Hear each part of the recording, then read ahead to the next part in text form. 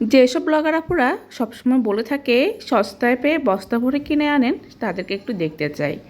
আপনারা কি আসলে সব কিছু সস্তায় পেয়ে যান, নাকি আমরা গেলে সব কিছুর দাম বাড়িয়ে দেয়? যাই হোক, আসসালামু আলাইকুম। অনেক আপুদের ভিডিও দেখে চলে গেলাম মোহাম্মদপুরের কৃষি মার্কেটে। সেখানে নাকি অনেক ক্রোকারিজ আইটেম অনেক বেশি কম দামে পাওয়া যায়। সেই ক্রোকারিজ আইটেম নেওয়ার জন্য 250 টাকা ভাড়া দিয়ে চলে গিয়েছি মোহাম্মদপুরের কৃষি মার্কেটে। কিন্তু কৃষি মার্কেটে গিয়ে তো হায় হায়, মাথায় হাত। ভেবেছিলাম সস্তা পেয়ে বস্তা ভরে কিনে নিয়ে আসবো, তাই বস্তাও নিয়ে গিয়েছি। কিন্তু বস্তাটা আমাকে খালিয়ে নিয়ে আসতে হলো। এই সামান্য কয়েকখান বাটি আর কাপ পিরিচ নিয়ে আসলাম। এখন তো মনে হচ্ছে যে আসলে আমাদেরকে দেখলেই হকাররা দাম বাড়িয়ে দেয়। কিন্তু যারা বলে সস্তায় নিয়ে আসলাম, তারা কিভাবে যে এত সস্তায় এত কিছু কেনাকাটা করতে পারে সেটাই বুঝতে পারি না। সবখানে যেমন দাম ওখানেও তেমনটাই। এই কাপগুলো একটা ভ্যান থেকে নিয়েছিলাম। এই কাপগুলো তবে আমি মোটামুটি খারাপ না, ভালোই পেয়েছি দাম হিসেবে। 100 করে এই দুটো কাপ নিয়েছি। আর এই বাটিটা নিয়েছি 120 টাকা করে। কেমন হয়েছে অবশ্যই জানাবেন। এই বাটি আর কাপের অনেক অনেক ভিডিও দেখেছিলাম, আমার কাছে এত এত ভালো লাগছিল।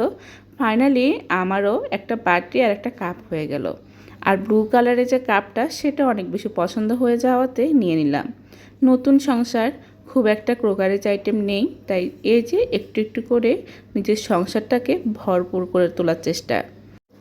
আর ঘর সাজাতে তো আমার ভীষণ ভালো লাগে, কিন্তু ঘর সাজানোর এই ধরনের হোম ডেকোর আইটেমগুলোর এত এত দাম, তাই মাঝে মধ্যে চেষ্টা করি নিজে টুকিটাকি জিনিস বানিয়ে নেওয়ার জন্য।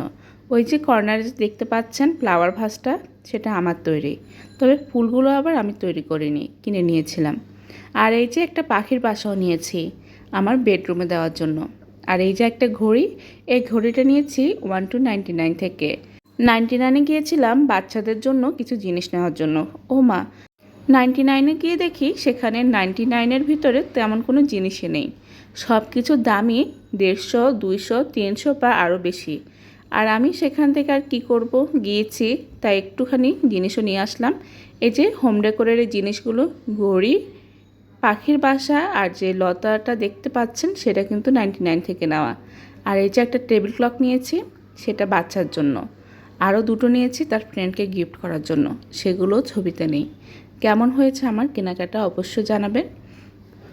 সবসময় তো আর দামি জিনিস দিয়ে ঘর সাজানো সম্ভব হয় না, বিশেষ করে আমাদের মতো যারা মধ্যবিত্ত।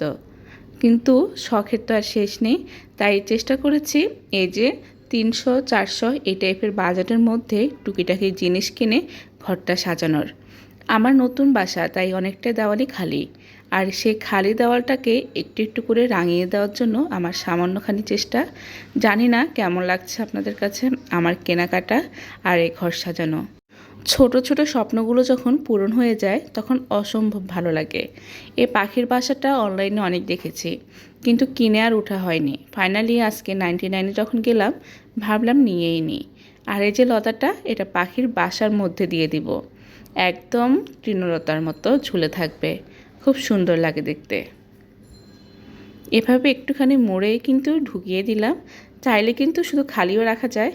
আমি চিন্তা করছি আমার ব্যালকনিতে এই পাখির বাসাটা এমনি লাগিয়ে দিব, যদি কোনো চড়ুই পাখি এসে বাসা বাঁধে। দেওয়ালের ওই কর্নারটাতে একটা হুক লাগিয়ে দিয়েছি, সেটাও কিন্তু 99 থেকে নিয়েছিলাম, 100 টাকা নিয়েছে। আর মোটামুটি দেওয়ালে ফিটিংও হলো, এখন দেখা যাক কতটুকু টেকসই হয়। এই টাইপের হুকগুলো বেশি দিন টেকসই হয় না। দেওয়ালে যতভাবে ফিটিং করি না কেন, অটোমেটিকভাবে জিনিসসহ খুলে পড়ে যায়।